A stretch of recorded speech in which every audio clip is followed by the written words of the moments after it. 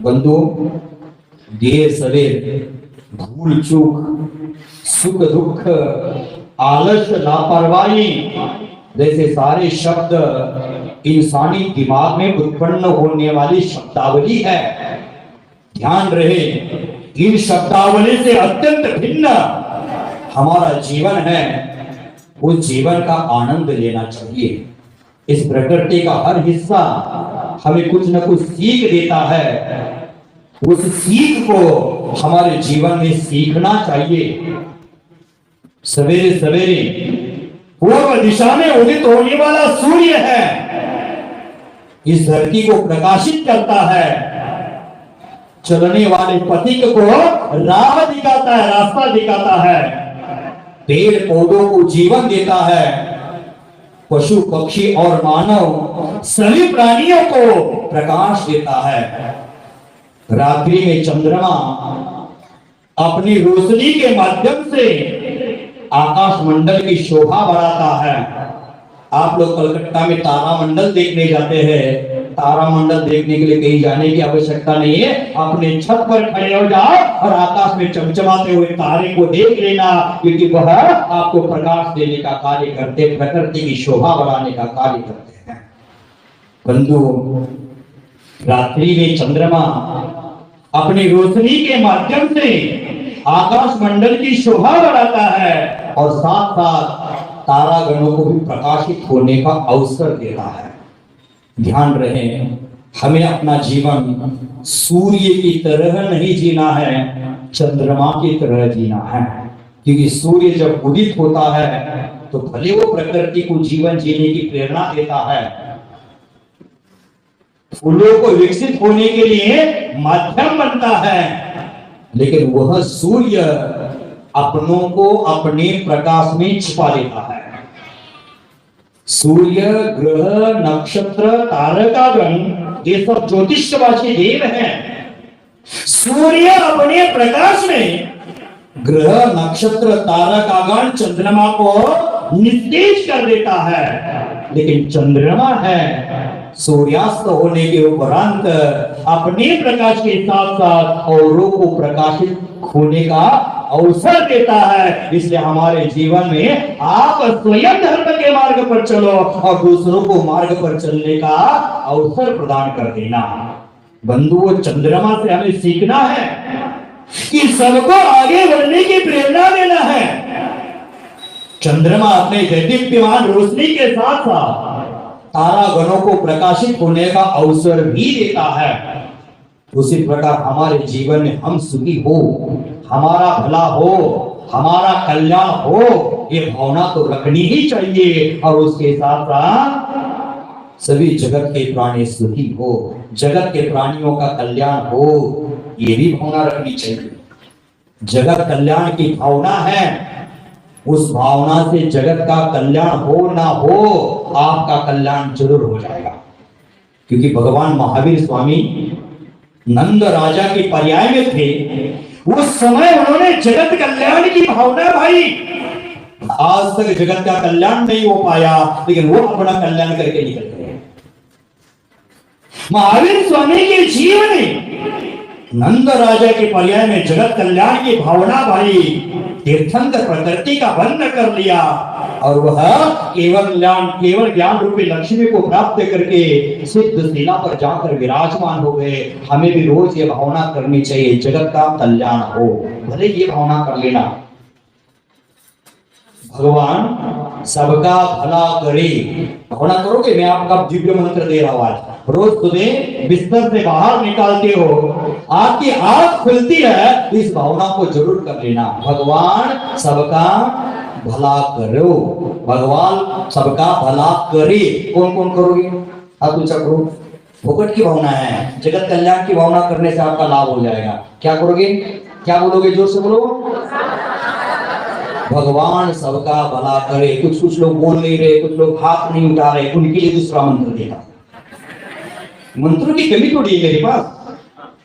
आचार्य भगवंतों ने इंद्री इतनी मंत्र विद्या लिख कर रखी है, 11 अंग 14 पूर्वों में 10वां जो विज्ञानवाद लिखा है, उसमें सब मंत्र तंत्र ही लिखे हैं। मेरे पास थोड़ी कमी है, सबको मंत्र चाहिए, दूसरा मंत्र की पहला मंत्र पर संतुष्ट है महाराज, पहला भी चाहिए दूसरा भी चाहिए। पहला मंत्र है हे भगवान, भगवान सबका भला करे, और दूसरा मंत्र है भगवान सबका भला करे और शुरुआत मुझसे करे। भगवान सबका भला करे, लेकिन शुरुआत किससे करे? लाइन में मैं ही खड़ा हूं, पहले मैं पीछे लाइन में नहीं खड़ा रहूंगा, मैं आगे लाइन में खड़ा रहूंगा और मेरा ही कल्याण हो जाएगा। तो बंधु, हमारे जीवन में उस प्रकृति के साथ चलना है, प्रकृति के साथ चल करके उनसे अपने जीवन में कुछ सीख लेना है। हमें हमारे जीवन में संकल्प करना चाहिए कि हम अपने जीवन को सुखमय बनाएंगे, साथ साथ दूसरों को भी सुखमय जीवन जीने का मौका देंगे। हम क्या करते हैं? हमारा अच्छा हो दूसरे का। आप लोगों की सोच होती है हमारा बेटा टाटा बिरला अडानी अंबानी जैसा पैसा कमा ले और पड़ोसी का बेटा दीक्षा ले। तो बंधु, हमें हमारे जीवन में दूसरे को भी आगे बढ़ने का मौका देना चाहिए। चंद्रमा जानता है रोशनी के दीपक कब जलाना है। ग्रह नक्षत्र अपनी परिधियों में परिक्रमा करना कभी नहीं भूलते हैं। दुनिया इधर की इधर हो जाए, बीच में लॉकडाउन लगा था 2-2.5 महीना, आप दुकानें घर बंद करके घर में बैठे थे। सूरज ने उदय होना छोड़ा था, फूलों ने खिलना छोड़ा था, पानी ने बहना छोड़ा था, चंद्रमा ने प्रकाशित करना छोड़ा था? नहीं छोड़ा था। वो अपने क्रम से अपने आप चल रहे थे, वो भूले नहीं थे। सर्दी, गर्मी और वर्षा ऋतु का चक्र निरंतर चलता रहता है। पक्षी अपने समय को पाकर के अंडे देते हैं। नदियां इस धरती को हरा भरा करने के लिए, पशु पक्षी और मनुष्य को जीवन देने के लिए, पशु पक्षी और मनुष्य के प्यास बुझाने के लिए, इस धरती को हरा भरा करने के लिए और अंत में समुद्र को मिलने के लिए हमेशा दौड़ती रहती है, भागती रहती है।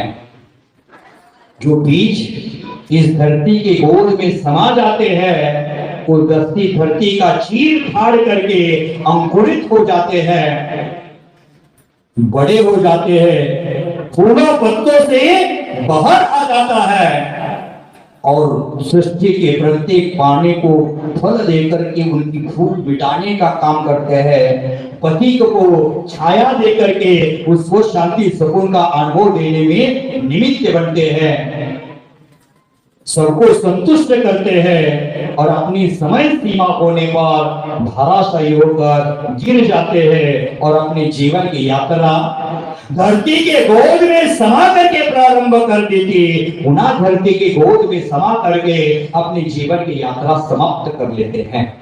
बंधु, प्रकृति की यह व्यवस्था कितनी नियमित अनुशासित रूप से चलती है।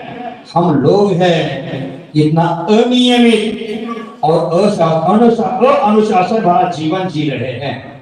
हमें यह सोचना चाहिए प्रकृति से हमें नियमितता और अनुशासन का रहस्य क्या है, यह हमें प्रकृति से सीखना चाहिए, समझना चाहिए। इस प्रकृति को कोई दिशा दे सके, प्रकृति की बात सुन सके, हमेशा किसी बातों को भूलकर आगे बढ़ने की कला इस प्रकृति से सीख लेना।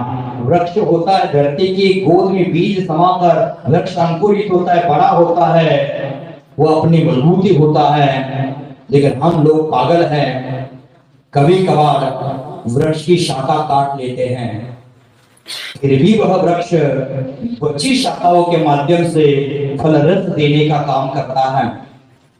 कभी कभी वृक्ष तो हम तोड़ देते हैं, तना तोड़ देते हैं, फिर भी वह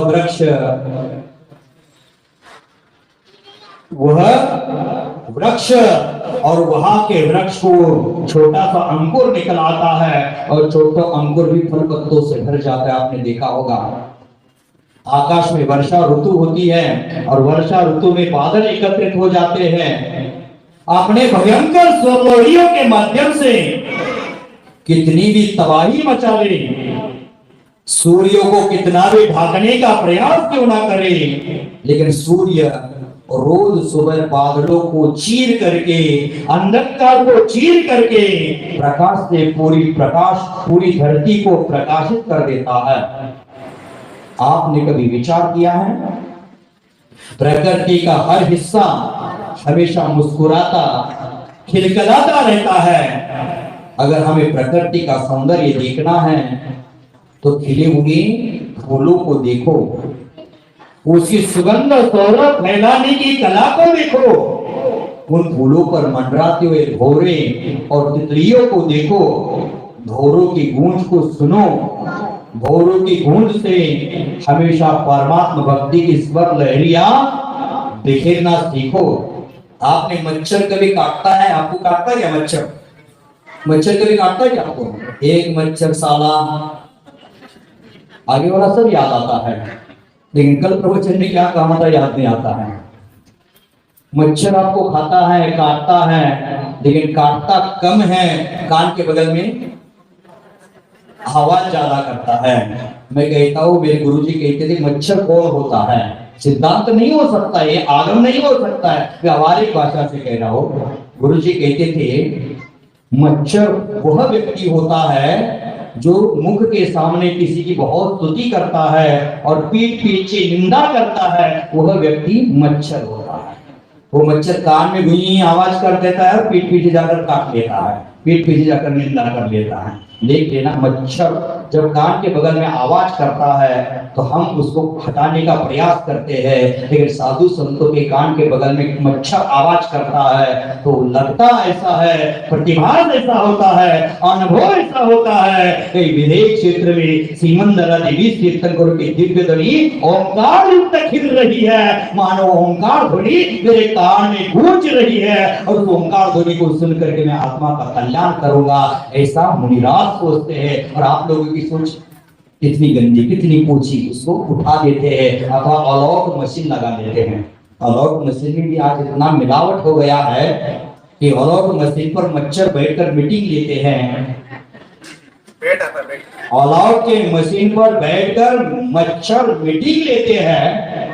पहला हमला अमेरिका में वर्ल्ड स्टेट पर कर दिया, दूसरा हमला भारत के संसद भवन पर कर दिया, तीसरा हमला कहां करे? इसकी मीटिंग अलौट के मशीन पर बैठकर चले। इतना मिलावट है, आज इतनी मिलावट है, किसी व्यक्ति ने जीवन से तंग आकर के जहर पी लिया मरने के लिए, लेकिन वो मरा नहीं और मरने की खुशी में मिठाइयां खा लिया और मर गया। जहर से आदमी नहीं मर रहा है, मिठाई से आदमी मर रहा है, इतनी मिलावट आज है। तो बंधु, मैं कह रहा था कि हमारे जीवन में ऐसी स्वरलहरियां उत्पन्न होना चाहिए, जो स्वरलहरियां हमारे अंतर हृदय तक पहुंच जाए। हमारे जीवन को आनंदमय बनाना है, तब भोरों की स्वरलहरियां को सीखो।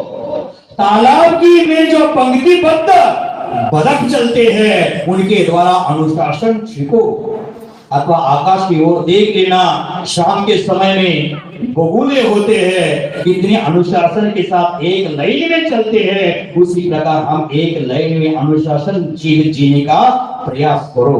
बंधु, ध्यान रहे, प्रकृति की हर मुस्कुराहट अनूठी है, सुंदर है, सुहावनी है, मन भावन है। प्रकृति का उल्लास अनुपम है। प्रकृति में कभी शोक मनाने का जगह ही नहीं मिलता है। आपने देखा होगा कभी प्रकृति ने कभी शोक मनाया है?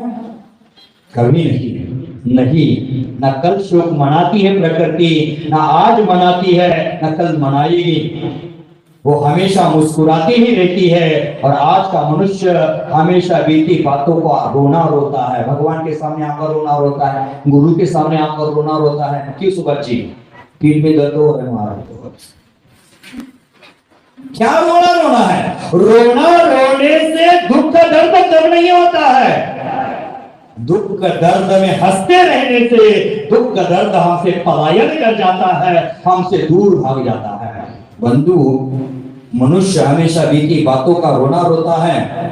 देव शास्त्र गुरु की भक्ति करना छोड़ करके देव शास्त्र गुरु के सामने आकर के संसारिक उलझनों को बताता है, संसारिक रोना रोता है। हे भगवान, मेरे व्यापार की वृद्धि करा देना।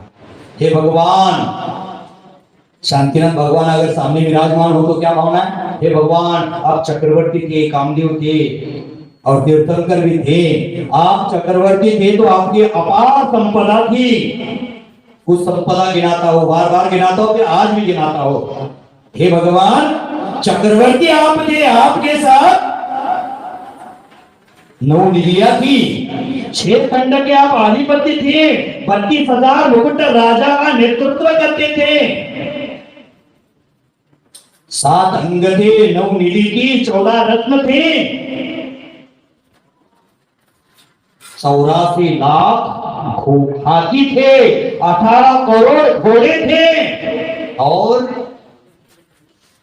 96,000 रानियां भी थी। तो देख लेना, हमारे जीवन में जो मनुष्य जीवन मिला है, उस जीवन में हमें आनंद का जीवन जीना है, हमें मंजिल को प्राप्त करना है। प्रकृति की हर व्यवस्था अनुशासन के साथ चल रही है, हमें भी अनुशासन के साथ चलना चाहिए। बंधुओं, जीवन के शाश्वत नियमों को भूल जाता है व्यक्ति। जीवन के शाश्वत नियम है, प्रकृति के शाश्वत नियम है। दुख के बाद सुख, शांति के बाद अशांति, अशांति के बाद पुनः शांति, दिन के बाद रात और रात के बाद पुनः दिन। प्रकृति का यह शाश्वत नियम है। आज का मनुष्य प्रकृति के नियमों को भूलकर जीवन भर बेपेंदी लोटे के समान इधर उधर लुढ़क रहा है, चंचल जीवन जी रहा है। जो जीवन मिला है उसमें हमेशा कल की चाह करते, परिग्रह के लालसा में मग्न होकर यह मनुष्य जीवन जो परमात्मा के द्वारा मिला हुआ महान उपहार है, उसे स्थितिग्रस्त कर लेता है। फिर उसी स्थितिग्रस्त जीवन को संवारने का, उसकी मरम्मत करने का निष्फल प्रयास कर देता है। बंधु, आपने कभी सोचा होगा, प्रकृति का कोई भी हिस्सा दुखी नहीं है, उसे जीवन में भी दुख नहीं है। प्रकृति को अपना अस्तित्व बचाकर रखने की एक चुनौती है, परंतु प्रकृति का देह हमेशा वैरागी रहता है। वह अपने नष्ट होने की चिंता नहीं करता, क्योंकि वह प्रकृति जानती है जहाँ जन्म हो गया है वहां मरण जरूर होने वाला है। जहाँ फूल खिला है वहां मुरझाएगा जरूर, जहाँ सूर्य का उदय हो गया है वहां अस्त जरूर होगा। ये धरती जानती है कि एक न एक दिन बदलाव होना है। सब दिन और सबके दिन एक से नहीं रहते हैं। इस धरती की गोद में बेशकीमती हीरे जवाहरात बैठे हैं, परंतु उसे उन हीरे जवाहरात से कोई मोह नहीं है। वो अपने गर्भ में समाये हुए उस धन को दान देकर सबका भरण पोषण कर देती है। वह अपने बेशकीमती रत्नों को दे करके कभी ये नहीं बोलती कि मैंने रत्न दिए हैं, मैंने हीरे जवाहरात दिए हैं।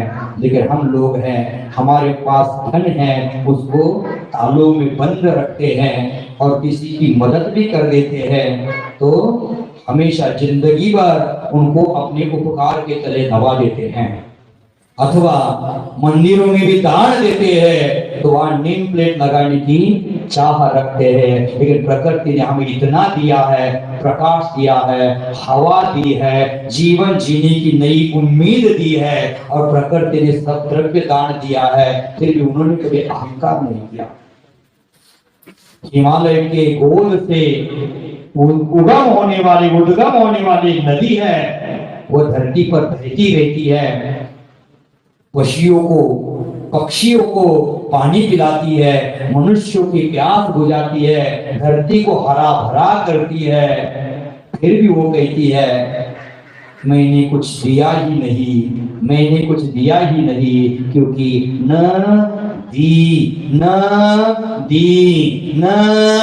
दी मैंने कुछ दिया ही नहीं, यह कहती है नदी। और हम 2-5 रुपए दान करते तो क्या कहते हैं? मैंने दिया, मैंने किया, मैं बकरी करे, गला कटाया जाए, तुई मैना करे, बेटी मेवा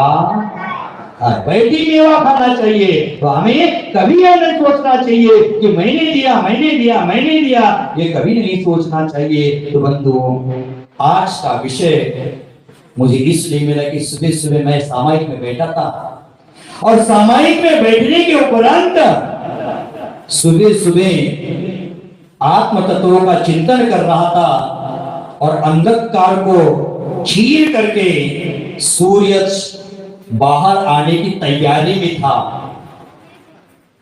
अंधकार को चीर करके पूर्व दिशा से सूर्य बाहर आने के लिए तैयार था, और सूर्य के आगमन में उसका स्वागत करने के लिए पक्षियों ने वो आने के पहले ही चहचहाट शुरू कर दी थी।